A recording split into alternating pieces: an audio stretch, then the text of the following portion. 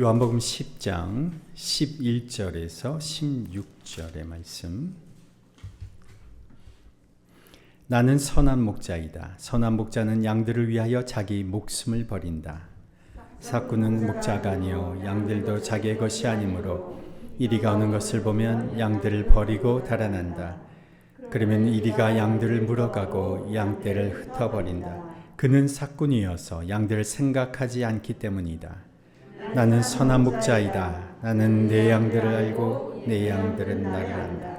그것은 마치 아버지께서 나를 아시고 내가 아버지를 아는 것과 같다.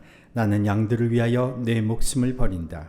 나에게는 이 무리에 속하지 않은 다른 양들이 있다. 나는 그 양들도 이끌어 와야 한다. 그들도 내 목소리를 들을 것이며 한 목자 아래에서 한 무리 양떼가 될 것이다. 아멘. 이사야서 40장 10절 11절 우리 함께 봉독합니다. 만군의 주 하나님께서 오신다. 그가 권세를 잡고 친히 다스리실 것이다. 보아라, 그가 백성에게 주실 상급을 가지고 오신다. 백성에게 주실 보상을 가지고 오신다. 그는 목자와 같이 그 양떼를 먹이시며 어린 양들을 팔로 모으시고 품에 안으시며 젖을 먹이는 어미 양들을 조심스럽게 이끄신다. 아멘. 아멘. 신약 복음서의 말씀에 보면 예수님의 이 땅에서의 사역에 앞서서 그 길을 준비한 사람이 있습니다. 우리가 잘 아시는 바대로 세례 요한입니다. 마가복음 1장에서 보면 보아라, 내가 내 심부름꾼을 앞서 보낸다. 그가 내 길을 닦을 것이다. 광야에서 외치는 이의 소리가 있다. 이렇게 마가복음에서, 그리고 마태복음 3장에서도 보면 광야에서 외치는 이의 소리가 있다. 너희는 주님의 길을 예비하고 그의 길을 곧게 하여라. 세례 요한이 이 광야에서 외치는 이의 소리로, 그리고 예수님의 길을 준비하는 역할을 하는 사람이 될 것이다. 이렇게 구약에서 하신 말씀을 인용해서 복음서에서 얘기를 하고 있습니다. 이 제가 지금 방금 읽어드린 이 마태와 마가복음 두 인용 구절은 구약에 어디에서 온 말씀이냐? 이사야서 40장에서 온 말씀입니다. 조금 전에 우리가 읽은 본문이 이사야서 40장 10절과 11절인데 이사야서 그 앞절에 보면 40장 3절에서 5절에 이 세례 요한에 대해서 구약에서 말씀을 한 겁니다. 3절에 보시면 한 소리가 외친다. 광야에 주님께서 오실 길을 닦아라. 사막에 우리 하나님께서 오실 큰 길을 곧게 하여라. 모든 계곡은 메우고 산과 언덕은 깎아내리고 거친 길은 평탄하게 하고 험한 곳은 평지로 만들어라. 주님의 영광이 나타날 것이니 모든 사람이 그것을 함께 볼 것이다. 이것은 주님께서 친히 약속하신 것이다. 주님의 영광이 곧 나타날 것인데 하나님의 보내시는 그 구원자, 하나님의 아들 예수님이 오실 것이다 예고하는 소리가 먼저 있을 것이고, 그리고 나서 진짜 그 주인공이 나타나게 될 것이다. 그러면서 10절에 40장 10절에 만군의 주 하나님께서 오신다. 그가 권세를 잡고 친히 다스릴 것이다. 보아라, 그가 백성에게 주실 상급을 가지고 오신다. 백성에게 주실 보상을 가지고 오신다. 이렇게 하나님께서 오신다 이렇게 말합니다. 이 하나님은 하나님의 아들 예수님이 오신다는 겁니다. 그분이 오시는 것은 곧 하나님이 오시는 것이죠. 아들 예수님을 통해서 이제 세상을 다스리실 것이다. 그가 통치하시고 다스리시며 그의 백성, 신실한 그의 백성에게 보상해 주실 것이다. 그런데 그 하나님이 보내시는 하나님의 아들 예수님이 어떻게 우리를 통치하시고 다스리시느냐? 11절 말씀 다시 한번 같이 봉독합니다. 그는 목자와 같이 그의 양떼를 먹이시며 어린 양들을 팔로 모으시고 품에 안으시며 젖을 먹이는 어미 양들을 조심스럽게 이끄신다. 하나님이 예수님을 보내셔서 하나님의 백성을 다스리시고 통치하시는데 그것은 강력한 군주가 말과 병거와 군대를 이끌고 무력으로 통치하고 다스리는 것과는 다르다는 겁니다. 하나님이 보내신 예수님을 통해서 우리를 어떻게 다스리시고 통치하시느냐? 목자로서 우리를 다스리시고 통치하신다는 겁니다. 그의 통치는 11절에 세 가지 행동으로 나타납니다. 첫 번째는 그의 양떼를 먹이시며, 둘째는 어린 양들을 팔로 모으시고 품에 안으시며, 세 번째는 젖먹이는 어미 양들을 인도하신다. 먹이시는 것은 모든 양들을 다 먹이시는 겁니다. 팔로 모아서 안으시는 것은 어린 양들입니다. 인도하시는 것은 어미 양들입니다. 먹이고 모아서 안고 인도하시는 이 세 가지 행위를 통해서 이 땅에 오신 예수님은 목자로서 인간을 다스리시고 통치하신다는 겁니다. 지금도 예수님은 우리를 다스리시고 통치하시는데 어떻게? 이 세 가지로 우리를 다스리시고 통치하신다는 겁니다. 그의 양떼를 먹이시고, 예수님은 우리를 먹이시는 분이시라는 거죠. 살아가는 우리 일용할 양식을 공급하시는 분이십니다. 예수님은 지금도 이 시대 속에서 주님의 백성을 먹이신다는 거예요. 오병이어의 기적이, 물로 포도주를 만드는 기적이 다 진짜 음식이었어요. 배고파 허기져 들판에 있던 사람들을 예수님이 불쌍히 여기셔서 먹이셨다는 거죠. 목자는 양을 먹이는 존재입니다. 절대로 양을 굶겨 죽이지 않습니다. 목자가 없으면 굶어 죽지만 목자가 있는 양은 절대 굶지 않는다는 거죠. 그러나 양이 먹이만 있어서 살 수는 없습니다. 양은 목자의 사랑과 관심을 받으며 살아갑니다. 예수님이 우리에게 먹을 것만 제공해 주시는 것이 아니라 우리에게 사랑과 관심을 부여해 주시죠. 제공해 주시죠. 우리의 영혼에 목자의 관심, 목자의 사랑이 부어져야 양들인 우리가 건강하게 자라는 겁니다. 우리가 말씀을 읽고 묵상하면 그분의 마음, 그분의 사랑이 느껴지는 겁니다. 우리를 향한 그 사랑을, 목자의 사랑을 우리는 무엇을 통해서? 말씀을 통해서 우리는 알게 되는 것이죠. 그래서 우리에게 예수님은 먹이시는 분이십니다. 먹을 양식으로, 오늘 우리에게 필요한 일용할 양식으로 우리의 배를 채워주시고, 또한 사랑과 관심으로, 말씀으로 우리의 영혼을 채워주시는 분이십니다. 예수님이 우리를 다스리고 통치하시는데 먹이시고, 두 번째는 뭡니까? 어린 양들을 팔로 모으시고 품에 안으시며. 여기서 모으다라고 하는 이 단어는 붙잡다라는 의미도 함께 포함하고 있습니다. 팔로 어린 양들을 모으고 붙잡는 겁니다. 그리고 그 어린 양을 어떻게 품에 안으신다는 거죠. 어린 양들을 왜 목자가 팔로 붙잡고 그리고 모으고 그리고 안으시는 걸까요? 어린 양들은 위험한 줄 모르고 천방지축 날뛰기 때문에 그렇습니다. 죽는 줄도 모르고 어디를 향해, 낭떠러지를 향해 신나게 달려가는 겁니다. 그러니 목자는 양을 붙잡고, 붙잡아도 여전히 날뛰면 어떻게 합니까? 안을 수밖에 없는 것이죠. 제 둘째가 3살, 4살 때쯤인데, 저희가 이제 운전을 하면 카시트에 탁 안전벨트를 묶지 않습니까? 그러면 30분이고 1시간이고 꼼짝 없습니다. 아무리 울어도 안 풀어줍니다. 딱 차에 앉혀서 카시트에 딱 앉혀서 안전벨트를 매면 어리니까 딱 이렇게 사각으로 다 조여지니까 어떻게 움직일 수가 없어요. 거기에서 울든지 졸든지 자든지 1시간이고 2시간이고 운전하는 동안은 갑니다. 근데 목적지에 딱 도착을 합니다. 카시트를, 안전띠를 풀고 차에서 내려서 밖에서 딱 내려놓으면 하는 일이 바로 뛰어나가는 겁니다.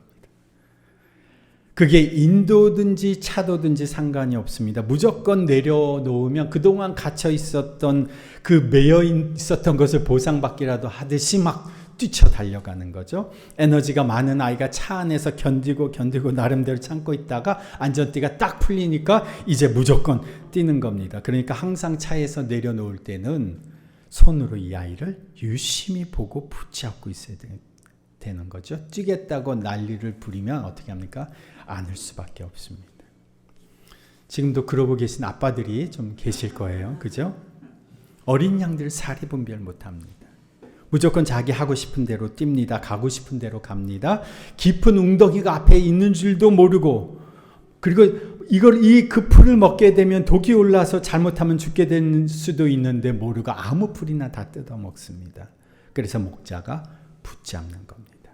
날이 어둑해지면 더 어두워지기 전에 모으는 겁니다. 그래도 계속 난동을 부리면 붙잡아 안는 겁니다. 그러면 꼼짝 없습니다. 그러면 그 양은 목자의 품에서 안정을 찾는 거죠. 진정이 되는 거죠. 어느 집사님 댁에 우리가 방문했을 때 그 반려견이 계속 짖지 않습니까? 그러면 주인이 어떻게 합니까? 주인이 개를 안지요. 그러면 한참 짖다가도 막 물어뜯을 것처럼 막 그렇게 으르렁거리다가도 개가 주인의 품에 탁 안겨 있으면 통제 가운데서 마치 아무 일도 없었던 것처럼 대화를 즐기고 있는 것처럼 알아듣는 것처럼 그 무리 안에 끼어 있지 않습니까? 그 분위기에 젖어들게 되지요. 주님이 어린 양들을 팔로 붙드시고 그리고 품에 안으십니다. 주님이 이 어린 양들을 다스리고 통치하시는 방법이 이런 거죠. 붙드시고 안으신다는 겁니다. 이 어린 양이 목자의 손에서 벗어나 있으면, 그 품에서 벗어나 있으면 위험한 것이죠. 예수님이 우리를 다스리고 통치하시는데 또 한 가지 방법이 무엇입니까? 젖을 먹이는 어미 양들을 조심스럽게 이끄신다. 예수님은 양들인 우리를 인도하는 분이십니다. 그런데 본문에서 목자이신 주님은 양들 중에서도 젖을 먹이는 어미 양들을 인도하시는데 그것도 조심스럽게 인도하신다, 이렇게 되어 있습니다. 그러면 이렇게 생각하시는 분들이 계시죠. 그러면 목자는 다른 양들은 인도해 가지 않는 건가요? 어미 양들만 인도해 가신다는 건가요? 라고 물으시는 분들도 계실 겁니다. 어느 사람이 양떼가 이렇게 지나가는 길목에 양떼를 보고 있는데 나무가 쓰러져서 가로로 이렇게 가로막고 있었답니다. 그런데 우두머리 양이 지나가면서 이 나무 토막에 가로막고 있으니까 이 나무를 펄쩍 뛰어넘어서 나무를 지나갔습니다. 그러니까 따라오던 양들이 그 우두머리 양이 하는 그 행동을 똑같이 보고 똑같이 뛰어서 이 나무를 넘어가는 거예요. 근데 지나가던 사람이 그것을 보고는 그 나무 토막이 양들의 무리를 방해하니까 그를 치워줬어요. 나무 토막을 빼주었죠. 그런데 이 양들은 처음 우두머리 양이 한 그대로 똑같이 아무것도 없는데도, 나무 토막이 없는데도 그 자리에서 똑같이 앞에 양들이 한 대로 펄쩍 뛰어서 넘어가더라는 거예요. 이것을 뭐라고 부르냐면 양떼 효과다, 이렇게 부릅니다. 그래서 주식에서도 한 사람이 투자를 하면, 앞에 한 사람이 투자를 하면 사람들이 아무 이유 없이 그 사람을 보고 그것이 좋은 것인가 보다 하고 투자를 한다는 거예요. 앞장서는 어미 양 몇 마리를 목자가 인도해 가면 양무리 전체는 다 뒤 따라온다는 것이죠. 그런데 어미 양은 젖을 먹이는 양입니다. 젖으로 몸이 불어있는 양이죠. 그리고 새끼들이 그 젖을 먹기 위해서 주변에 새끼 양들이 있습니다. 그러니까 무리하게 몰면 이 어미 양도 새끼 양도 다치거나 부상을 입을 수 있기 때문에 부드럽게 속도를 적절하게 조절해서 어미 양과 새끼 양들이 다치지 않도록 인도해 가시는 분이 바로 목자 되신 예수님이시라는 거죠. 우두머리 리더인 사람들의 그 인생의 삶을 이끌어 가시면서 그 무리를 따라오는, 우두머리를 따라오는 어린 양들의 속도를 맞추어서 인도해 주시는 분이 예수님이시라는 거죠. 이것이 실제로 예수님이 이 땅에서 행하셨던 사역이셨습니다. 목자로서 예수님은 먹이시고 붙들어 안으시고 인도하신 거죠. 이렇게 목자로 오신 예수님의 사역의 첫 번째 수혜자가 누구였을까요? 12 제자들입니다. 예수님께서 먹고 사는 일에 매여 있던 베드로를 부르실 때에 처음에 어떻게 하셨습니까? 깊은 데로 가서 그물을 던져라. 그물을 던졌더니 그물이 찢어질 만큼 물고기를 많이 잡게 해주셨어요. 오병이어의 기적의 현장에서 그 빵과 물고기를 사람들에게 나눠주고 실컷 배불리 먹게 되는 그 현장을 경험한 사람이 누굽니까? 12 제자들이죠. 그 빵을 제자들이 먹었을까요? 안 먹었을까요? 가장 많이 먹었습니다. 그리고 몇 광주리가 남았습니까? 12광주리가 남았죠. 그 말은 12 제자들이 한 광주리씩 가져갔다는 거예요. 직접 먹은 사람이 이 제자들입니다. 그러니 예수님께서 사람이 떡으로만 살 것이 아니라 하나님의 입으로 나오는 말씀으로 살 것이다 말씀하신 그 예수님이 먹을 것으로 채워주셨을 뿐만 아니라 그들의 영혼을 하나님의 말씀으로 먹이셨다는 거죠. 그리고 예수님은 십자가 죽음을 가까이 두고서 베드로, 야고보, 요한을 데리시고 기도하시면서 제자들에게 이렇게 말씀하셨죠. 시험에 들지 않게 깨어 기도하라. 그들을 붙들어 주신 겁니다. 그리고 예수님을 3번이나 부인한 낙향한 베드로와 동료 제자들을 예수님이 찾아가셔서 그 해변가에서 어떻게 하셨어요? 숯불에 생선을 구워 주셨습니다. 그 해변가에서 예수님께서 제자들을 다시 품어 주셨던 거죠. 예수님은 이렇게 제자들을 모으시고 다시 모으시고 또 품어 주셨습니다. 그리고 예수님은 제자들을 부르셨습니다. 한 명 한 명을 부르실 때마다 예수님이 뭐라고 말씀하셨습니까? 너희는 나를 따르라. 제자라는 말이 스승의 가르침을 따르는 사람들이란 뜻 아닙니까? 예수님이 인도하시는 대로 따라가는 사람들이 제자들입니다. 실제로 예수님이 유대 마을로 들어가면 유대 마을로 따라가고 이방인 마을로 들어가면 이방인 마을로 따라가는 사람들이 바로 이 12 제자들입니다. 광야로 들어가시면 제자들도 광야로 따라가는 겁니다. 이사야 40장에서 나오는 이 예수님의 목자로서의 역할을 이렇게 이사야서 40장이 설명했는데 이 수혜자가 12명의 제자들이었고 그리고 이사야 이 40장의 내용을 그대로 신약에서 보여주는 본문이 어디이냐? 오늘 두 번째 읽은 본문 요한복음 10장입니다. 이제 요한복음 10장으로 넘어가서 요한복음 10장 11절이 이렇게 시작하죠. 나는 선한 목자이다. 이사야서 40장에서 세례 요한이 예고한 대로 이 땅에 오신 하나님의 아들 예수님이 목자로 오셔서 다스리고 통치하시는데 그분이 누구시냐? 요한복음 10장에서 그것을 다시 그대로 보여주고 있습니다. 요한복음 10장 11절 나는 선한 목자다. 이 요한복음 누가 기록했습니까? 12 사도 중 제자 중에 한 사람인 요한이 기록했습니다. 요한이 누굽니까? 몇 장만 넘어가 보시면 요한복음 13장 23절에 13장 23절 제자들 가운데 한 사람 곧 예수께서 사랑하시는 제자가 바로 예수의 품에 기대어 앉아 있었다. 13장 25절에도 그 제자가 예수의 가슴에 바싹 기대어 주님 그가 누구입니까? 하고 물었다. 예수님이 이 땅에 계시는 동안 지금 요한복음을 기록한 요한에 대해서 지금 말씀을 드리는 겁니다. 이 땅에 계시는 동안 실제로 예수님의 품에 안겨보았던 사람은 요한뿐이었어요. 하도 난동을 부리니까 하도 뛰쳐나가니까 붙잡아 안으신 것이 아니라 이 요한은 정말 요한은 예수님을 사랑했기 때문에 언제나 예수님 곁에 붙어 있었습니다. 그 요한의 마음을 아시는 예수님도 자신의 품을 늘 내어줄 만큼 요한을 사랑하셨어요. 예수님의 옆자리는 늘 누구의 자리입니까? 요한의 자리였어요. 요한의 자리였다는 거죠. 그래서 요한복음 13장의 모습이 예수님께서 식사하시는 장면, 최후의 만찬의 장면인데 기대어 앉아서 식사를 하는 것은 유대인의 관습이었습니다. 상의 없이 바닥에 펼쳐놓고 기대어 앉아서 벽에 기대어 앉아서 식사를 하는 것이 유대인의 모습이었는데 본문을 잘 살펴보시면 요한은 누구에게 기대어 앉아 있느냐? 예수님께 기대어 앉아 있다는 거예요. 식사를 하는 모습이기는 하지만 정말 예수님의 품에 기대어 앉아서 식사를 하고 있었다는 것이죠. 12 제자 중에 이 예수님의 품에 직접 안겨본 사람은 요한뿐이었다는 거예요. 그래서 이 제자 요한이 없었다면 오늘 우리는 예수님에 대해서 정확하게 이해할 수가 없었다는 겁니다.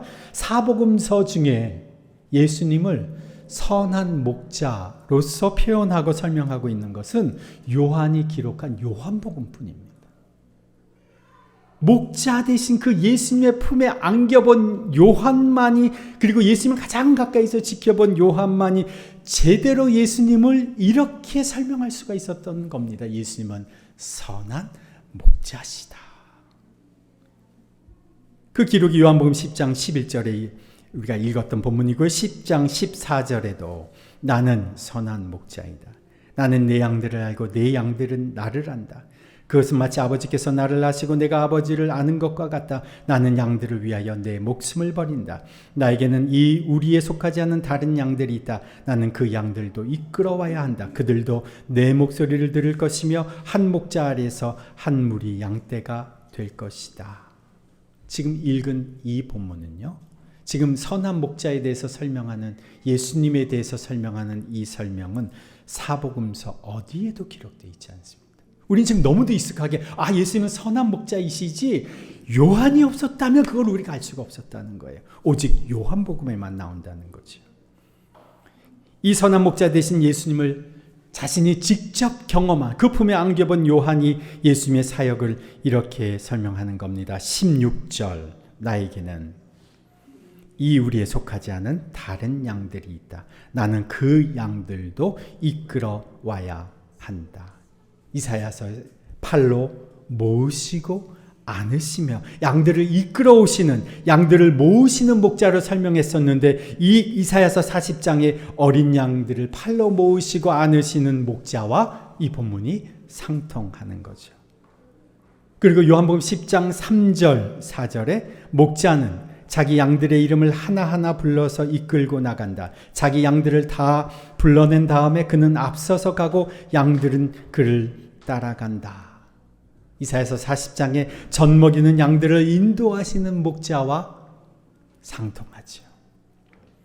10장 9절에 누구든지 나를 통하여 들어오면 구원을 얻고 드나들면서 꼴을 먹을 것이다. 양떼를 먹이시는 목자입니다.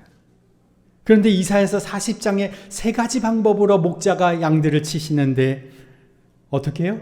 먹이시고 모아 안으시고 그리고 인도하심으로 양들을 치시는데, 통치하고 다스리시는데, 요한복음 10장에서는 이 목자가 하신 일 한 가지를 더 추가합니다. 10장 15절, 나는 양들을 위하여 목숨을 버리노라. 요한복음 10장 11절에도 나는 선한 목자이다. 선한 목자는 양들을 위하여 자기 목숨을 버린다. 왜 목자가 양들을 위하여 자기 목숨을 버려야 하는 걸까요?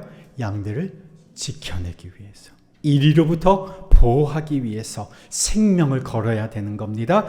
늑대와 곰으로부터 양들을 지키기 위해서 자기의 생명을 내어놓는 것을 아까워하지 않아야 되는 겁니다. 선한 목자 대신 예수님이 우리를 다스리시고 통치하시는 방법은 우리를 지키시기 위해서 자신을 내어주시는 겁니다. 자신의 생명을 우리를 위해 버리시는 겁니다.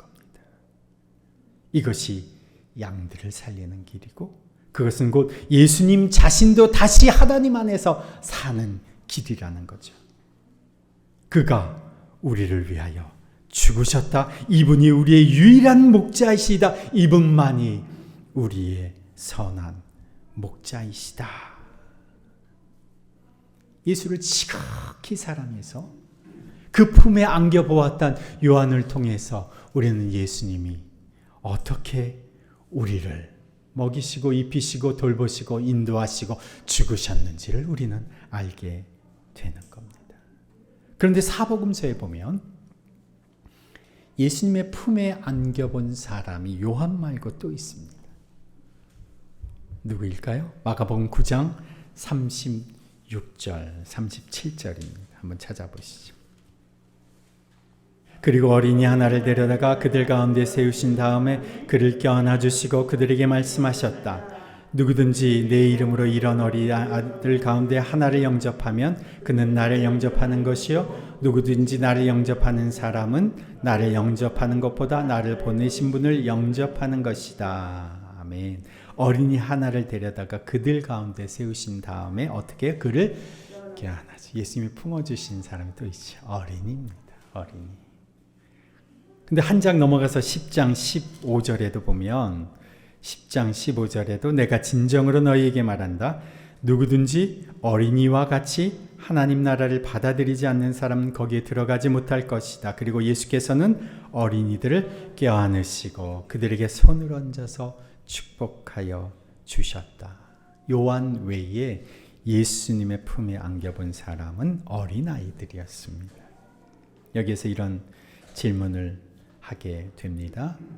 예수님이 이 땅에 오셔서 하신 사역 중에 하나가 예수님이 우리를 다스리시고 통치하시는 방법 중에 하나가 양들을 품으시고 안으시는 것인데 이사야서 40장 11절에 따르면 양들을 먹이시고 팔로 모으시고 안으시고 이끄시는 것이 예수님의 통치 행위신데 예수님의 공생애를 보면 이 사복음서 중에는 그 품에 안긴 사람이 요한과 어린이들 말고는 왜 아무도 없었을까요? 요한과 어린이들 말고는 예수의 품에 안겨본 사람이 왜 아무도 없었을까요? 왜 그럴까요? 어린이가 아니면 품에 안기지 않는 겁니다. 요한같이 지극히 예수님을 사랑하는 사람이 아니라면 다른 사람의 품에 안기지 않는 겁니다. 예수님의 품을 찾을 만큼 그만큼 절박하지도 그만큼 사랑하지도 않는다는 겁니다. 아장아장 걷는 아이가 균형을 잃고 걷다가 넘어졌습니다. 그러면 놀라서 울음을 터뜨리죠. 그러면 달려와서 안아주는 엄마의 품에 와락 안기지 않습니까? 그 엄마의 품에서 도닥여주는 엄마의 손길 속에 울음을 그치죠. 그러던 아이가 커서 장성한 아가씨가 되었습니다. 하이힐을 신고 가다가 그만 중심을 잃고 헛디뎌서 넘어졌습니다. 이 아가씨는 사람들 앞에서 넘어진 것이 창피해서 아픈 척도 하지 않고 벌떡 일어나 아무도 보지 않는 골목길로 들어가 버립니다. 창피한 순간을 모면하는 것이 우선이지 발목이 삐었나 피부에 상처가 났나는 나중 일입니다. 누군가에게 자기의 약점을 보여주는 것은 창피한 일이고 감출 일이지 자신의 약점을 드러내면서 누구 품에 안긴다고 하는 것은 다 큰 어른이 할 일은 아닌 것으로 여겨지는 세상을 우리가 살아가고 있는 겁니다. 우리 인간은 사람 앞에서 약한 척해서는 안 된다. 이렇게 배우며 자랐습니다. 그래야 사회 속에서 살아남을 수 있다고 교육받으며 살아왔습니다. 그런데 예수님은 우리에게 이렇게 말씀하시죠.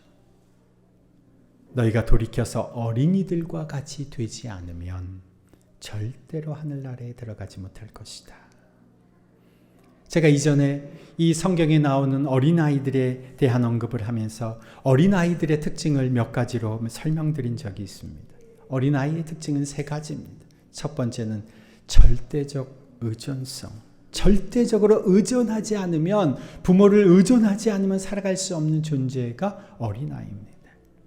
어린아이의 특징은 두 번째는 무조건적 수용성입니다. 무조건적으로 받아들입니다. 부모가 가르치는 대로, 보는 대로 그냥 배우는 겁니다. 부모가 나쁜 습관을 가지고 있으면 자녀들도 나쁜 습관을 그대로 무조건적으로 다 받아들이는 거죠.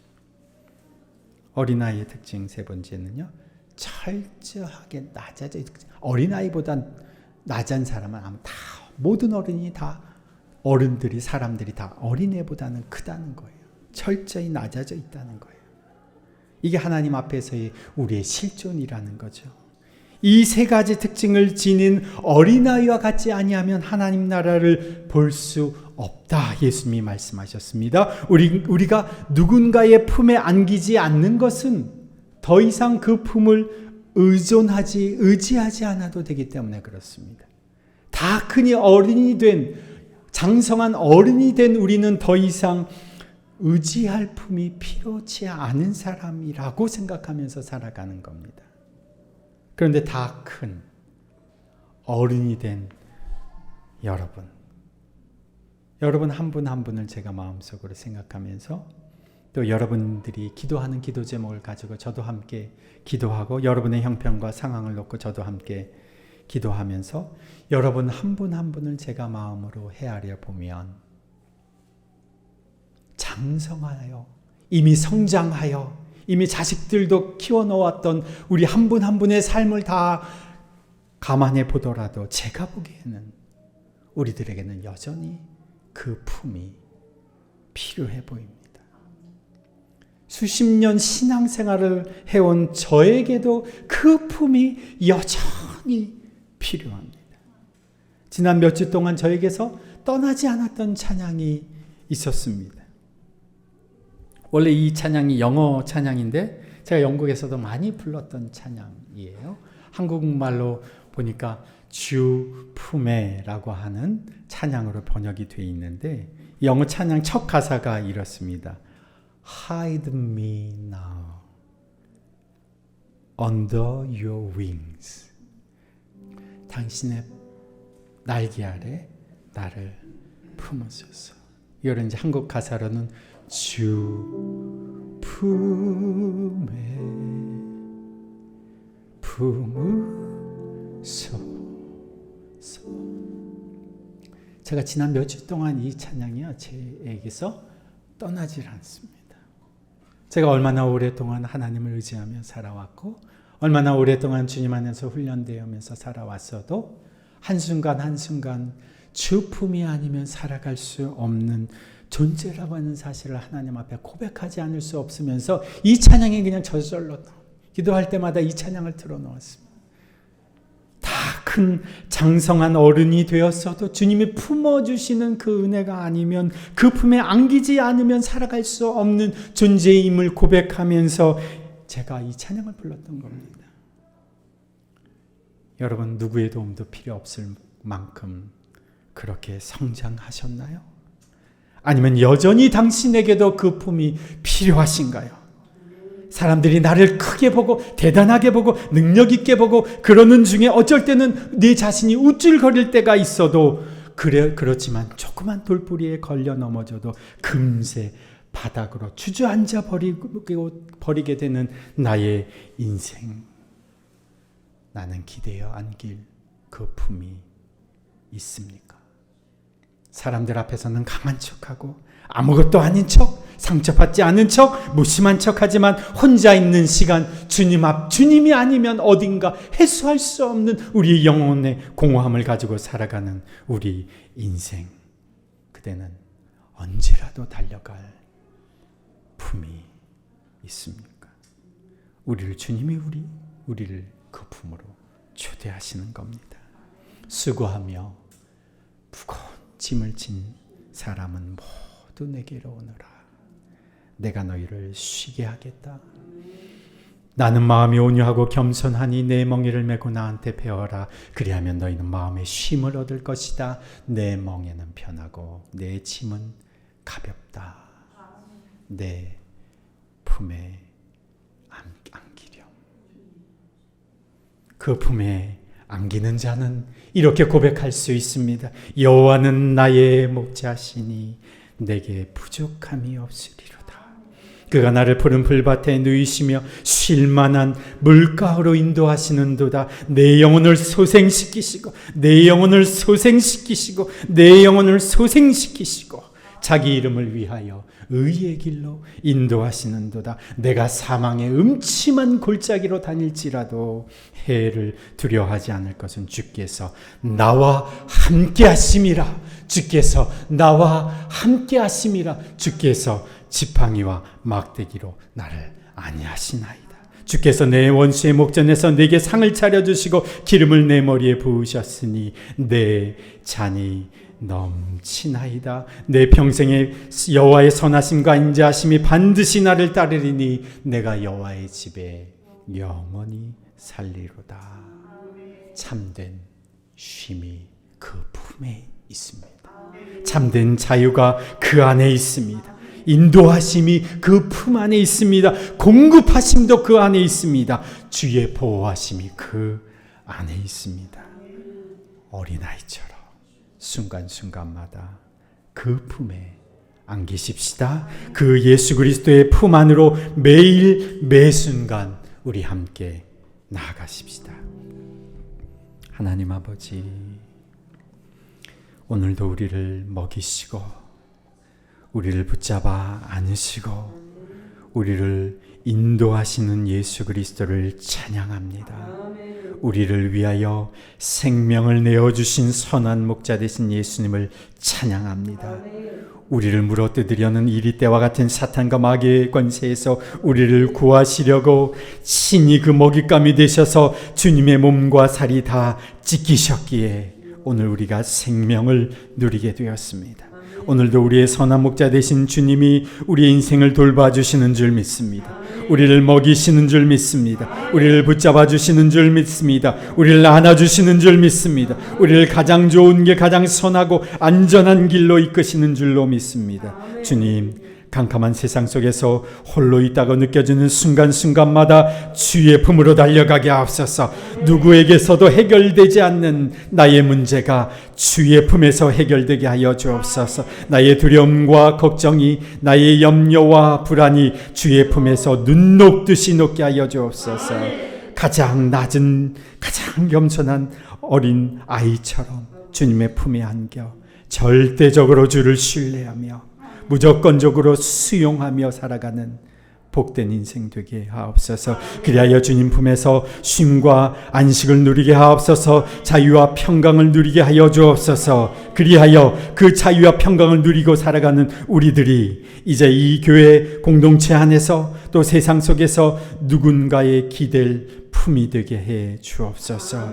우리 교회 공동체가 세상을 품는 주님의 품이 되게 하여 주옵소서. 우리의 소그룹이 지체들을 품는 주님의 품이 되게 하여 주옵소서. 우리의 인생이 믿지 않는 영혼들을 품어내는 주의 품이 되게 하여 주옵소서. 이제는 우리의 선한 목자 되신 우리 주 예수 그리스도의 그 지극하신 은혜와 하나님 아버지의 그 무한하신 사랑과 성령님의 역사하심과 교통하심이 어린아이처럼 매 순간 주의 품에 안기는 삶을 살기로 결단하며 세상으로 나가는 주님의 백성들 위에, 그 가정 위에, 일터 위에, 그리고 주의 몸된 더비교회 공동체 위에 이제부터 영원토록 함께 하시기를 간절히 축원하옵나이다. 아멘.